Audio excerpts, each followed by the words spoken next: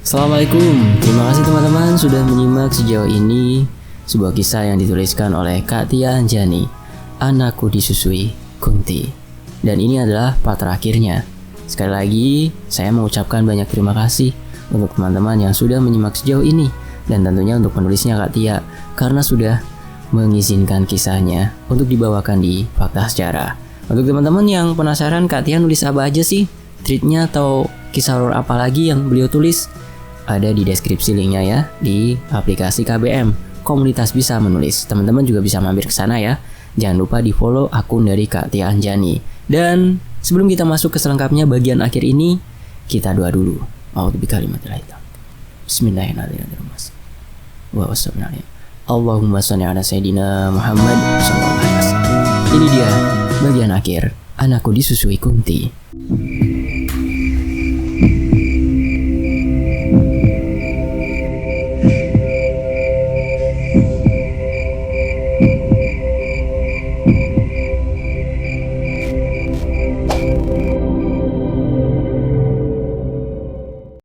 Suara kicauan burung di pepohonan belakang rumah, serta sinar matahari yang menerobos di balik dinding-dinding bambu yang memang telah banyak berlubang ini, memaksaku untuk segera membuka mata.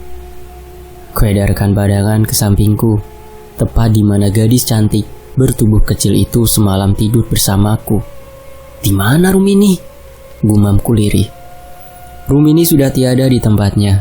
Bukannya semalam ia bahkan tak mampu membuka mata. Lalu apa mungkin ia bisa berjalan? Dengan langkah semboyongan, karena nyawa yang belum terkumpul sempurna, aku bergegas berjalan keluar. Kusapu ke sekeliling sudut rumah ini, tetapi tak kujumpai Rumini ataupun Ibu Aminah. Kemana mereka?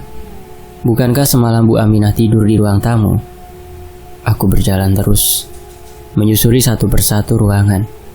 Hingga langkah ini tiba pada sebuah kamar yang kemarin malam ingin sekali aku masuki. Setelah melihat bayangan wanita yang melintas kemari, tirai kusibakan perlahan, menampakkan keadaan di dalamnya. Hawa dingin seketika menerpa tanpa adanya hembusan angin.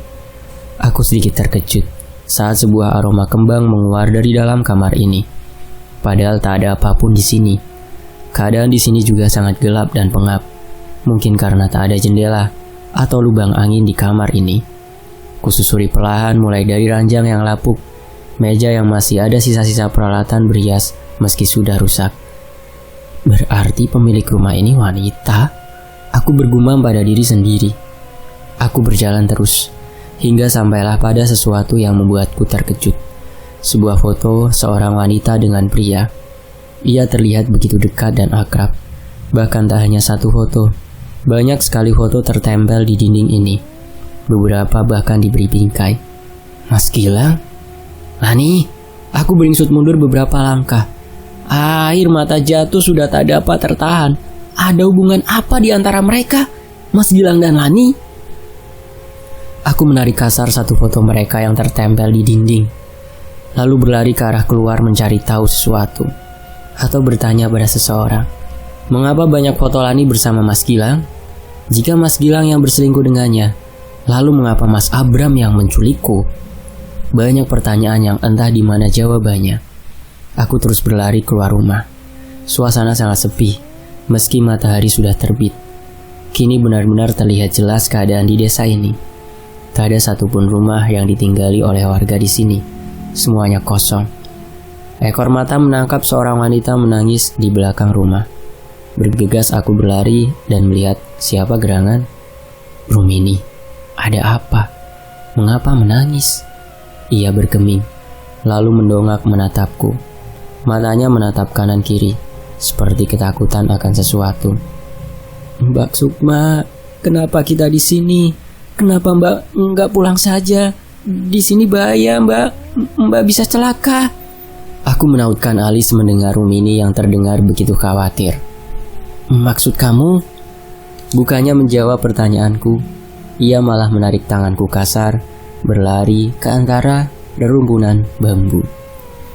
Aku yang tak tahu apa yang ia maksud, hanya bisa berlari mengekorinya dari belakang. Kami terus berlari hingga tiba di sebuah gundukan kecil di tengah-tengah semak belukar.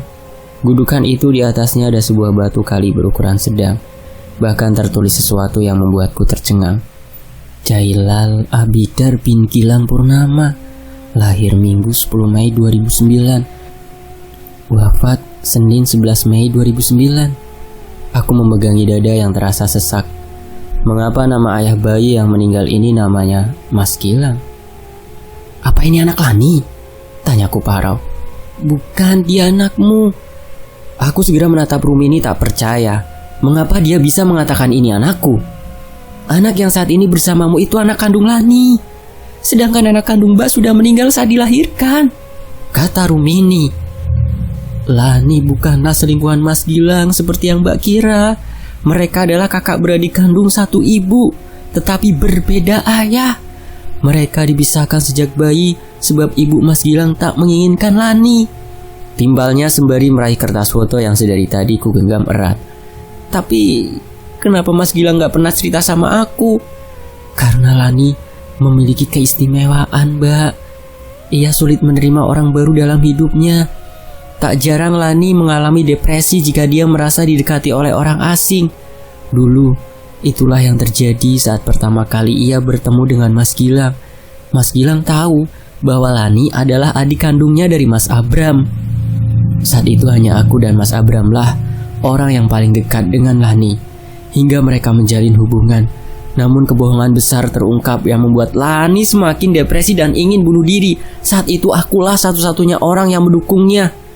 Keadaan semakin diperparah saat Mas Abram menukar bayi kalian saat melahirkan bersama di puskesmas.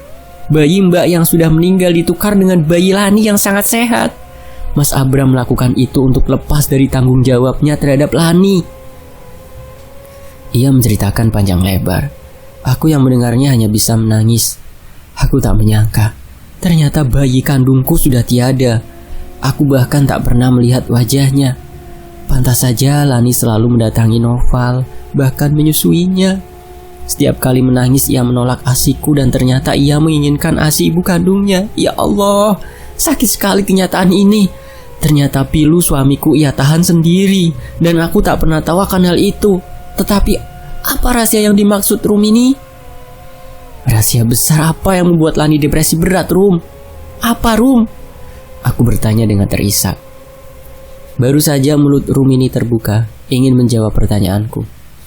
Sudah ada ucapan dari orang lain yang membuat ia tak jadi bicara.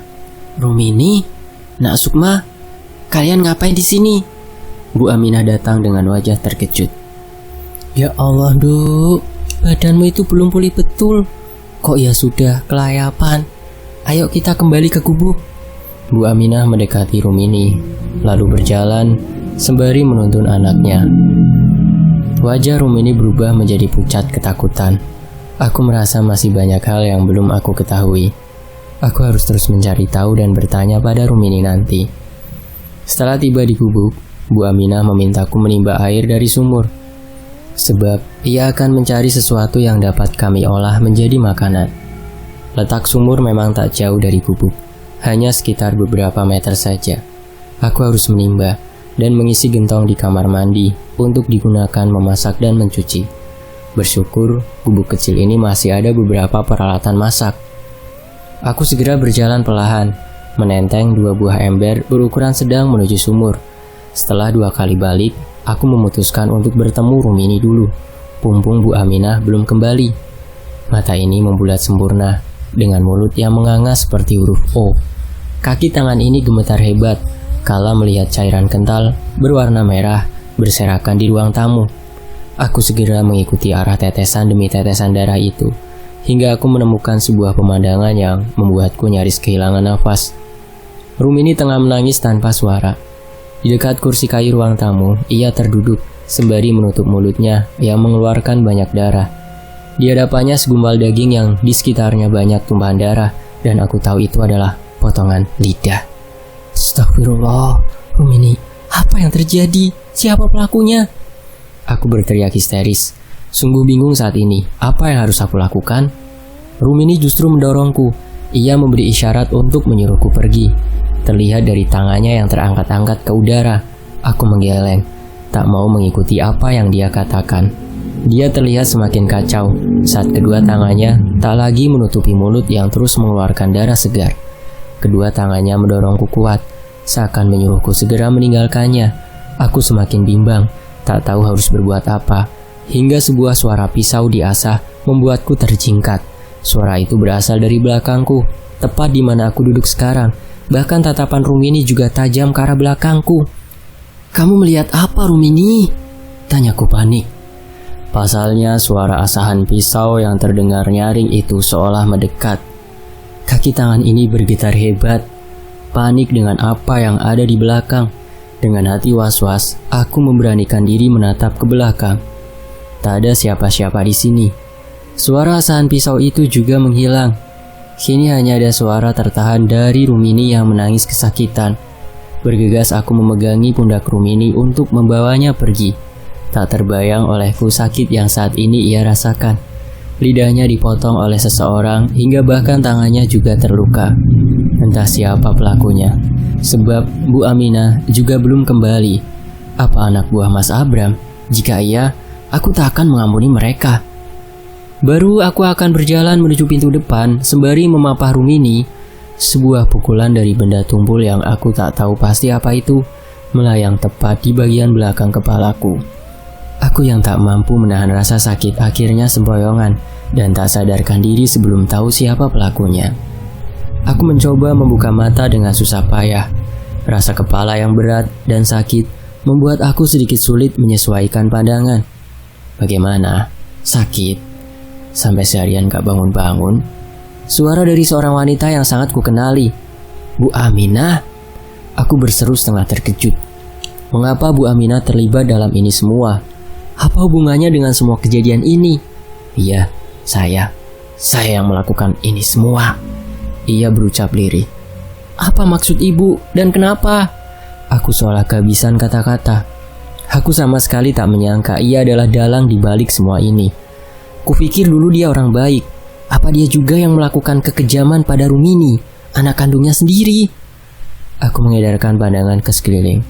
Aku pikir aku dibawa ke tempat di mana kemarin aku diculik. Ternyata tidak. Aku masih di gubuk yang sama. Kupandang ke arah belakang, tempat di mana tadi Rumini masih dalam kondisi mengerikan. Tetapi dia sudah tak ada. Hanya berserakan bekas darah yang mulai mengering saja. Dulu, keluarga kami sangat bahagia. Bu Aminah tiba-tiba membuka suara, sembari menangis dan memainkan sebuah pisau. Tetapi hadirnya wanita itu mengubah segalanya. Wanita yang menjalin hubungan terlarang dengan suamiku dan menghasilkan anak yang membuat suamiku melupakan tanggung jawabnya terhadap keluarga. Aku yang saat itu mengandung Rumini harus berjuang keras menghidupi diri sendiri karena kelalaiannya. Ia mulai menangis sesenggukan. Hingga akhirnya ia memilih berpisah denganku meski tak bersama wanita itu. Awalnya aku ingin membunuh wanita itu untuk balas dendam, tetapi ia sudah mati sebelum bertemu denganku. 18 tahun aku mencari di mana anak haram yang telah ia lahirkan, dan pada akhirnya putriku sendirilah yang menemukannya. Tangisannya berubah menjadi senyum mengerikan. Aku masih belum paham dengan apa yang ia ceritakan. Lalu, apa hubungannya denganku? Kenapa ibu sampai tega melakukan ini terhadapku? Bentakku.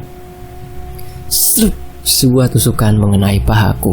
"Diam, jangan bicara sebelum aku selesai bercerita." Ia melotot tajam ke arahku. Hanya bisa menangis tertahan. Aku menahan sakit di hati dan juga tubuhku.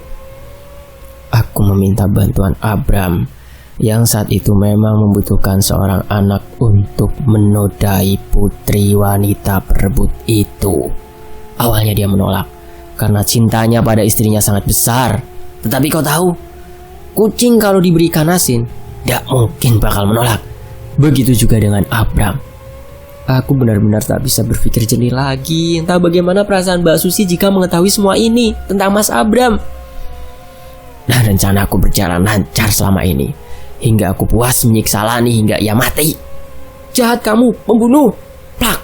Satu tamparan menggunakan nampan yang tergeletak di dekatku dilayangkan oleh wanita iblis ini, hingga kurasakan sudut bibirku berdarah. "Jangan macam-macam kamu. Aku bisa saja membunuhmu." Oh, jangankan kamu, aku bahkan bisa membunuh anakku yang berusaha menggagalkan rencanaku. Pertama, ia ingin memberitahu suamimu kalau adiknya kusiksa. Kedua, malah memberitahu kamu rahasia besarku. Memang anak durhaka dia itu. Cuy! Ia meludahi wajahku. Aku tak dapat berkata apa-apa lagi. Hanya tangis yang pecah tertahan. Sudah kukurung biar gak aneh-aneh. Malah kamu selamatkan. Untung aku sigap. Ia kembali duduk lagi dan memainkan pisaunya. Aku sudah mengecoh kamu agar bertengkar dengan suamimu dan pergi meninggalkannya. Tapi kamu malah mencari tahu kebenarannya. Mau mati kamu? Hah? Ia menunjuk-nunjuk wajahku menggunakan pisaunya. Aku tak habis pikir. Ternyata kebaikannya selama ini hanya tipu belaka. Ia adalah penjahat yang sesungguhnya. Ya Allah, aku punya Allah. Aku hanya ingin selamat dan segera pergi dari sini. Tolong Gustiku. Batinku menjerit pilu. Aku berusaha sekuat mungkin memutar otak agar bisa terlepas dari kungkungan wanita durjana ini. Seorang ibu adalah orang yang seharusnya memperjuangkan kebahagiaan anak-anaknya. Tetapi dia justru tega mencelakai anaknya sendiri demi membalaskan dendamnya. Ia sepertinya sadar akan tingkahku yang celingukan. Sorot matanya tajam menatapku. Tatapannya bak harimau yang kelaparan. Ia berjalan pelan, sembari terus memainkan pisau tajam yang sedari tadi menjadi temannya. Aku meneguk ludah susah payah. Langkah kakinya terus mendekatiku. Mau apa kamu? Tanyaku gugup. Ia tak menjawab. Justru tersenyum miring dan menyodorkan pisaunya. Ujung pisau itu ditempelkan ke daguku, lalu digerakkannya ke atas, membuat aku mendongak menatapnya. Sejalan dengan gerakan pisaunya, sebab jika aku melawan, sudah pasti pisau itu menusuk leherku. Mau menemui mertua dan adik iparmu ke neraka, sayang? Sebagai hukuman atas kelancanganmu. Matanya melotot dan giginya saling bergesekan. Nampaknya ia sangat marah. Ada kata-kata terakhir. Hah? Nada bicaranya semakin membuatku semakin gemetar saja. Ya Allah, jika emang ini hari terakhirku, maka ampuni semua dosaku. Lindungi anak-anakku. Aku akan ikhlas jika memang ini takdirku. Tetapi tolong beri pelajaran pada wanita durjana ini. Aku memejamkan mata. Kalau wanita itu mengangkat pisaunya tinggi-tinggi, siap untuk menghujam ke dadaku dan slip. Aku tak merasakan sakit sedikit pun. Meski kurasa ada sesuatu cairan yang menyiprat ke tanganku. Apa ini karena aku percaya terhadap Tuhan? Tetapi katanya kematian itu rasa sakitnya luar biasa. Ku coba membuka, melihat apa yang terjadi sebenarnya. Aku terkejut bukan kepala. Saat perut Buminah mengeluarkan darah segar, bahkan dari mulutnya pun juga, pisau yang ia pegang sudah terjatuh ke tanah. Sesaat kemudian ia ambruk dengan keadaan mata yang masih melotot. Aku lebih terkejut lagi, melihat siapa yang menusuk Buminah dari belakang. Mas Gilang. Aku memekik sekuat-kuatnya. Aku sangat terkejut. Bagaimana mungkin Mas Gilang bisa di sini? Bukannya ia menghilang hampir seminggu ini? Wajahnya nampak pucat. Lama ia berdiri hingga akhirnya bulir bening mengalir di pipinya. Ia berhambur padaku, memeluk tubuh ini sekuatnya sembari terisak-isak. Maafkan Mas Dek, Mas kangen sama kamu. Kemudian ia melepaskan ikatan tali pada tubuhku ini. Duar! Bunyi gaduh dari halaman luar dan sesuatu yang menabrak dinding papan gubuk. Apa itu, Mas? Itu Anto dan Kirman. Dia pasti lagi bertengkar dengan anak buah Abram. Sekarang ayo kita pergi. Timbalnya lagi. Mas Gilang menarik tanganku ingin keluar dari pintu belakang. Namun aku menahannya. Mas, Rumini, dia di dalam. Aku menunjuk ke arah kamar, tempat di mana Rumini tidur denganku semalam. Lalu kami berlari ke arah sana. Mas Abram menyibakkan tirai dengan kasar. Benar, gadis malang itu tengah tertidur dengan bibir yang ditempeli dedaunan. Mungkin Bu Aminah tadi yang mengobatinya. Mas Gilang segera menggendong Rumini dengan gaya bridal style. Aku membuntutinya dari belakang. Ternyata tak hanya Wanto dan Kirman yang membantu. Beberapa warga juga membantu menangkap Mas Abram. Mas Gilang menaikkan Rumini ke atas motor. Lalu ia menyuruhku naik di belakangnya. Motor melaju dengan kecepatan sedang. Kondisi jalan yang sedikit mengkhawatirkan membuat Mas Gilang tak berani membawa motor dengan laju. Setelah tiba di desaku, keadaan sudah gelap. Mungkin gini sekitar jam 6 sorean. Mas Gilang melajukan motor lebih cepat. agar kami segera tiba di rumah. Aku sedikit bingung kala melihat orang ramai berdiri sepanjang jalan menuju rumahku. Orang-orang itu terlihat panik dan berlari ketakutan. "Kebakaran! Kebakaran!" teriak mereka bersaut-sautan. Mas, berhenti mas, ada kebakaran!" ujarku. Mas Gilang segera menghentikan laju motor kami di depan rumah yang berjarak sekitar 50 meter dari rumah kami. "Rumah siapa yang kebakaran, Mas?" tanya Mas Gilang pada salah seorang warga. "Rumah Mbak Susi, malah di dalam ada anak kecil dan Mbak Susi sendiri lagi," jawabnya. Wajahnya terlihat sangat panik. "Ya Allah, Mas, Lulu, Puput," pekiku. Sungguh aku sangat panik saat ini. Tak kupedulikan lagi Rumini yang mulai tersadar. Aku berlari sekencang mungkin. Meski posisi rumah Mbak Susi yang berdampingan denganku itu berada di ujung tanjakan, aku masih mendengar saat Mas Gilang meminta salah seorang warga membantunya untuk menjaga Rumini. Aku begitu tegang saat terlihat kobaran api dan asap hitam yang mengepul di sekeliling rumah Mbak Susi. Apinya sudah menyebar hampir di seluruh bagian rumah. Aku menjerit histeris, membayangkan nasib kedua anakku di dalam. "Lulu, Puput, ya Allah anakku, siapapun tolong!" Berulang-ulang aku menjerit dan mencoba menerobos kobaran api, tetapi dihalangi oleh banyak warga. Entah bagaimana keadaan kedua anakku di dalam. Astagfirullah. Apa yang terjadi? Mas Gilang menghampiriku yang panik tak karuan. Beberapa warga mengangkuti air dari rumahku, sedangkan Mas Gilang mengambil selang dari salah satu rumah warga untuk membantu memadamkan api. Api berkobar semakin besar, menjalar hampir ke seluruh bagian rumah yang memang keseluruhannya terbuat dari kayu. Hanya lantai dan dinding setengah badannya saja yang beton. Bagian depan rumah Mbak Susi sudah hampir roboh. Meski puluhan warga mondar-mandir bahkan menyirami menggunakan selang, api masih tetap tak mau mengalah. Bapak, tolong!" Suara Lulu dari jendela samping. Jendela itu terletak di kamar Mbak Susi. Bergegas kami semua berlari ke sana. Benar saja, putri sulungku itu berdiri memukul-mukul teralis yang menjadi pelindung jendela. Ia menangis ketakutan. Wajahnya terlihat sangat menyedihkan. "Ya Allah, anakku, tolong! Allahu Akbar!" Aku menjerit histeris. Ingin rasanya diri ini menerobos kobaran api itu, jikalau tak dihalangi oleh orang-orang. Mas Gilang yang melihat Lulu bergegas berlari pulang, mengambil linggis dari rumah, sedangkan beberapa warga mengambil karung goni dan handuk yang dibasahi untuk membantu Mas Gilang menjemput Lulu. "Brak, duar!" Berkali-kali Mas Gilang menghujamkan linggis pada pinggiran teralis, namun tak kunjung berhasil. Sedangkan kobaran api sudah semakin menjadi. Para bapak-bapak separuh berpindah ke samping tempat kami berkumpul, menyirami api yang mulai menjalar mendekati Mas Gilang. Allah! Berkali-kali kusebut nama Tuhanku berharap mendapat pertolongan darinya. Setelah beberapa menit kemudian akhirnya Mas Gilang berhasil juga. Teralis menyerah dengan kekuatan Mas Gilang dan doaku yang tak henti. Mas Gilang segera masuk ke dalam, tak lama membopong Puput yang memang sudah pingsan. Astagfirullahaladzim, Allahu Akbar, ya Allah anakku. Istighfar, takbir kuucapkan berkali-kali. Melihat putriku sangat pucat, tak ada luka bakar di sekujur tubuhnya. Alhamdulillah, tetapi nampaknya nafasnya sesak. Mas Gilang masuk lagi. Aku meminta warga membopong Puput.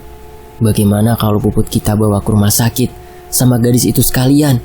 usul Mas Tono yang menggendong Puput. Aku hanya mengangguk setuju. Lagi pula kasihan Rumini.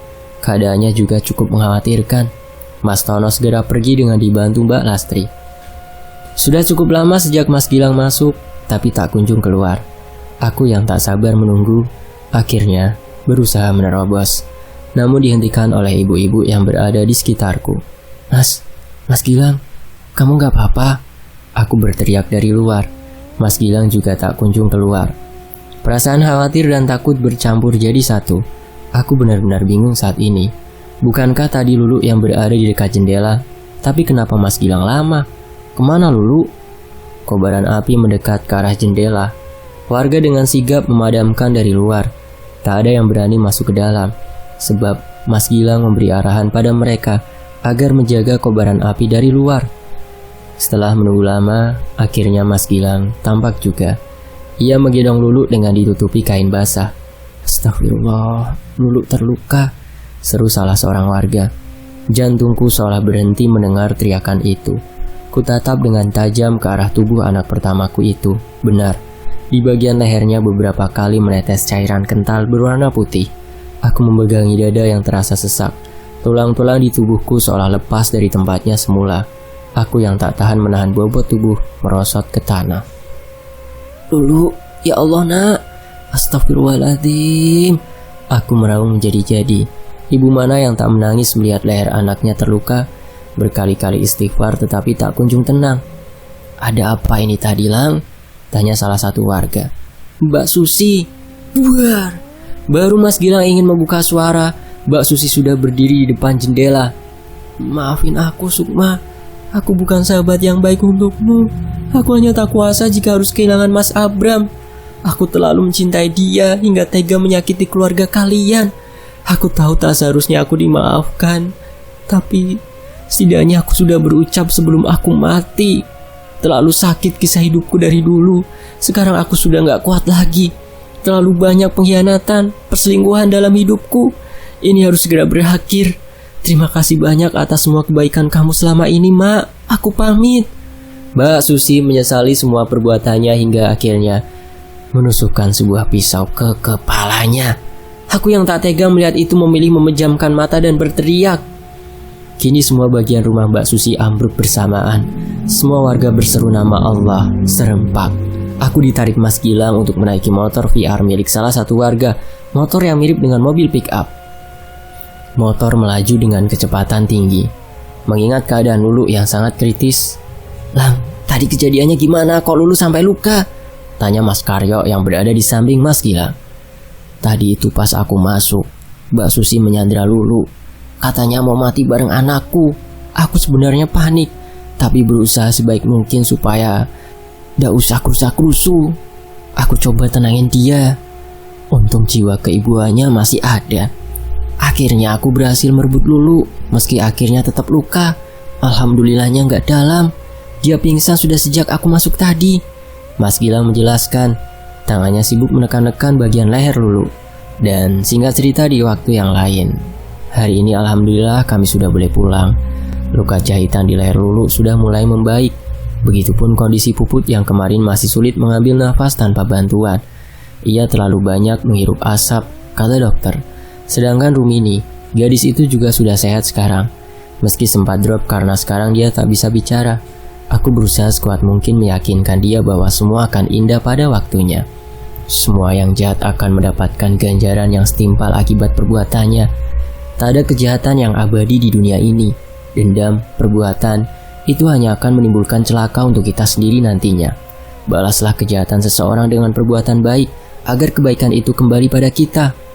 Akhirnya, semua telah berakhir. Namun sosok Lani masih terus menampakkan wujudnya padaku, juga Mas Gilang. Entah di mana mayat Lani jika memang ia sudah meninggal. Semua itu masih menjadi misteri. Di sisi lain, hujan mulai turun membasahi bumi. Awan hitam mengitari langit, membuat suasana sore yang sangat mencekam. Terbayang kembali kejadian pilu yang membuat mata ini tak dapat tertutup selama di rumah sakit seminggu yang lalu. Rumini, yang secara tak langsung adalah adik iparku juga. Ia bersaudara satu ayah dengan Lani, sedangkan Lani, saudara satu ibu dengan Mas Gilang.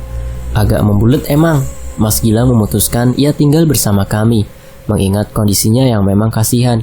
Ibunya tega memotong lidahnya karena dia membela kebenaran. Hidupnya sudah sangat sakit selama ini, bahkan untuk makan pun ia masih terus menggunakan selang. Ya Allah. Tangan bergerak lembut mengusap pucuk kepala Lulu yang tertidur di pangkuanku. Di sebelahku ada Rumini yang sedang tertidur bersama Noval, sedangkan Mas Gilang bersama Puput di kamar. Rumini tertidur pulas di kasur lantai yang memang sengaja aku gelar untuk tiduran di luar. Setelah menyantap makan sore tadi, Mas Gilang memutuskan tidur karena lelah dan merasa cuaca yang pas untuk berguling keranjang.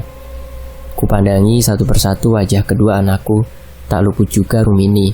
Leher Lulu masih berbalut perban, tetapi wajahnya sangat damai dalam tidurnya. Aku masih belum berani bertanya tentang kejadian kebakaran kemarin, takut jika mereka masih trauma. Slep. Sebuah bayangan berlalu cepat dari jendela keluar tengah. Aku hampir terjingkat karenanya. Bau aroma daging gosong dan amis menguar menyekat indera penciuman. Bulu kuduk tiba-tiba berdiri, dengan diiringi jantung yang mulai berdebar hebat. Sukma, Sukma. Itu suara Mbak Susi. Suaranya lemah dan sedih. Kuberanikan mengedarkan pandangan mencari sumber suara. Betapa terkejutnya diri ini kala sosok wanita berwajah hancur, baju yang sobek-sobek serta badan yang dipenuhi darah tetapi menghitam, berdiri tepat di samping kursi belakangku. Tatapannya sendu tetapi sangat mengerikan. Pergilah Mbak. Aku sudah memaafkan semua kesalahan Mbak. Dunia kita sudah beda. Tenanglah Mbak Susi di sana. Aku bergumam dengan mata yang tertutup. Di dalam hati aku terus memanjatkan doa. Aku titip anakku Sukma. Meski dia bukan anak kandungku, tetapi aku sayang dia. Tolong rawatlah dia. Jangan sampai disakiti oleh Mas Abram. Setelah mengatakan itu, ia perlahan menghilang. Aroma daging gosong juga menghilang bersamanya. Aku merasa sedikit lega. Anak angkat Mbak Susi berada di pesantren beberapa bulan yang lalu. Ia juga belum mengetahui apa yang terjadi pada kedua orang tuanya. Aku juga tak tega jika dia harus hidup bersama bapak angkatnya yang kejam itu. Apalagi dia seorang perempuan yang usianya sama dengan Lulu. Ibu kenapa kok keringetan gitu? Tanya Lulu yang ternyata sudah bangun. Gak apa-apa sayang, ibu cuma gerah. Jawabku bohong. Gerah kok gemeter tangannya. Mungkin dia sadar karena berada di pangkuanku. Sudahlah, kita bangunin Bi Rumini biar pindah ke kamar. Bobo sama kalian berdua ya. Ia hanya mengangguk setuju. Setelah membangunkan Rumini dan memindahkan Puput ke kamar mereka, aku segera tidur di samping Mas Gilang. Pagi yang indah, matahari bersinar begitu cerahnya. Setelah guyuran hujan semalam, kicauan burung membuat hati ini semakin tentram. Warga gotong royong untuk membersihkan sisa-sisa puing rumah Mbak Susi yang terbakar. Sedangkan jenazahnya sudah dari seminggu yang lalu dikuburkan. Aku tak tahu wujudnya karena sibuk mengurusi anak-anakku. Banyak warga yang mengatakan kondisinya mengerikan. Itu sebabnya selama 7 hari 7 malam kemarin warga kompak melaksanakan tahlilan bersama agar arwah Mbak Susi tenang. Meski kelakuan buruknya tak membuat warga dendam ataupun marah. Dek, kita harus segera mencari tahu di mana mayat Lani. Semalam dia datang di mimpi Mas. Dia bilang sakit dan memohon pertolongan. Mas jadi khawatir. Kemarin Mas juga sudah bicara dengan Mas Abram sebelum dia masuk penjara. Tapi dia tetap gak mau jujur sampai mati, ujar Mas Gilang. Benar juga, Lani masih gentayangan. Mayatnya belum kunjung ditemukan. Sejujurnya aku sedikit curiga dengan gubuk kecil kemarin. Mas, gimana kalau kita datangi gubuk kecil itu lagi? Firasat aku Lani ada di sana. Yang mana? Yang waktu aku disekap, Mas. Setelah setuju akhirnya kami berangkat. Rumini kuminta menjaga ketiga anakku dibantu oleh Bu Desri. Kami berangkat mengendarai motor milik Mas Gilang. Sengaja berangkat sewaktu pagi agar pulang nanti tak malam hari. Setelah setengah jam perjalanan, akhirnya kami tiba. Gubuk kecil yang menjadi saksi bisu pembantaian mengerikan. Ayo masuk. Mas Gilang menarik tanganku. Sejujurnya aku masih sangat takut mengingat Bu Mina kemarin tewas mengenaskan di sini. Aku membuang nafas kasar, lalu berjalan mengikuti langkah Mas Gilang. Kami memulai mencari dari kamar pertama, kamar yang menjadi milik Lani semasa hidupnya. Mencari dari lemari sampai keranjang tidurnya, tetapi nihil, tak ada apapun. Bahkan petunjuknya juga tak ada. Kami melanjutkan mencari ke kamar yang kami tiduri kemarin, tetapi juga sama, tak ada apapun di sana. Terakhir kami mendatangi dapur, tempat yang belum sempat kami pakai, sebab tragedi mengerikan kemarin. Mulai dari lemari kecil tempat penyimpanan makanan, sampai tumpukan papan yang menjadi tempat piring dan cangkir disimpan, kami masih tak menemukan apapun. Awalnya kami hampir menyerah, tetapi ketika hidung ini mencium aroma yang busuk yang sangat menyengat, membuat aku celungukan. Ada apa, Dek? Tanya Mas Gilang. Mas kecium gak aroma ini? Aku terus mencari-cari sumber aroma. Aroma itu hilang timbul terbawa angin. Mas Gilang juga ikut celingukan. Mungkin dia juga mulai mencium aroma itu. Kami terus menelusuri setiap sudut dapur, hingga mata ini fokus pada sebuah boneka kecil, sangat kecil yang tertempel di dinding bagian bawah, letaknya di sudut dekat lemari makanan. Retak! Bunyi seperti sesuatu yang retak terdengar jelas, membuat aku dan Mas Gilang sama-sama terkejut. Kriak. Kini berganti seperti bunyi pintu terbuka. Aku segera berlari ke arah Mas Gilang. Benar saja, papan yang menjadi senderan boneka kecil itu terbuka. Ternyata ada engsel di antara dua papan yang tersusun itu. Ada sebuah ruangan di sana. Aku hampir tak percaya, gubuk sekecil ini memiliki ruang rahasia di bawah tanah. Mas Gilang menatapku, memberi isyarat untuk masuk ke dalam. Awalnya aku agak ragu, sebab sangat khawatir dengan keadaan di dalam. Perlahan tapi pasti, langkah kami mendekati ruangan itu. Astagfirullah, aku membekap mulut tak percaya. Ada seorang mayat wanita didudukan di kursi kayu, mulutnya disumpal kain dengan tangan dirantai. Belum lagi hampir seluruh tubuhnya melupas dan banyak belatung. Bajunya juga sudah mulai terkoyak. Aku tak tahu pasti itu siapa, tapi sepertinya memang Lani. Ayo kita pergi. Mas Gilang menarikku keluar. Tak berselang lama, setelah Mas Gilang memberi kabar, banyak warga yang berdatangan kemari. Polisi juga sudah didatangkan. Kedatangan polisi tak hanya untuk menjemput mayat Lani dan menambah hukuman Mas Abram yang terlibat, tetapi juga membawa Mas Gilang yang juga menjadi tersangka pembunuhan Bu Aminah. Kedua anakku yang sudah paham dengan apa yang terjadi menangis meraung-raung. Aku juga tak dapat menahan kesedihan, sembari mengedong Noval yang juga ikut menangis. Jaga anak kita, Dek. Mas akan kembali 15 tahun lagi. Mas harap kamu setia dan mampu merawat anak-anak kita, termasuk Noval. Dia anak kita, Dek. Mas juga berharap kalau kamu menjadi ibu yang kuat. Mas janji bakal kembali dan berkumpul dengan keluarga kita. Maafkan Mas yang belum mampu menjadi suami dan bapak yang baik. Mas sayang kalian semua. Mas Gilang mengecup keningku. Ya Allah, berat sekali ujianmu. 15 tahun bukanlah waktu yang singkat. Tetapi aku harus kuat demi masa depan ketiga anakku. Semua akan indah pada waktunya. Keyakinanku pada takdir Allah sangat kuat. Ku yakin pasti semua ujian ini akan berakhir dan bahagia akan segera datang. Siapa yang akan tahu datangnya bahagia dan kesedihan? Bukankah tugas manusia hanya berdoa dan berusaha? Tentang takdir, tetap Allah yang menentukan. Dan semoga cerita ini dapat memberi pelajaran bagi kita bahwa tak ada yang bisa diharapkan dari sebuah dendam, apalagi menyakiti orang-orang terdekat. Kisah ini selesai. Semoga rezeki teman-teman melimpah dan selalu diberi umur panjang, sehat tentunya ya. Dan saya pamit, sampai jumpa di kisah lainnya. Tetap di Fakta Sejarah.